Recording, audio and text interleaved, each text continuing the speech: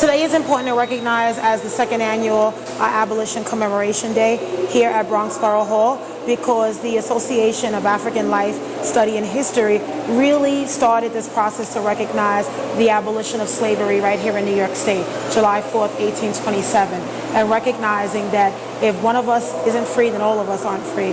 And we have to continue to do the work to focus on racial equality and social justice and fighting for all of the freedoms and liberties that everyone is afforded as Americans and as New Yorkers.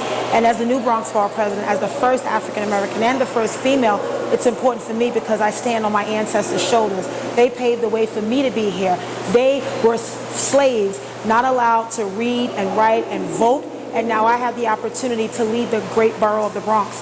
And so recognizing the African history, the culture, the diversity, and all of the great African Americans who have paved the way, who have made significant contributions here in the Bronx and beyond is really important for me to do. But it's also important for our children because we have to make sure that the next generation of leaders understands their history. In order for you to know where you're going, you must know where you come from. So today's second annual celebration, we are honoring two of our leaders posthumously, but we're also honoring the founding members of the Bronx chapter. We're celebrating their great work. They came to us several months ago about doing this recognition, and we said yes. And last month, during the month of June, we raised the Juneteenth flag at Bronx Borough Hall because Juneteenth is now a federal, state, and local holiday across the country.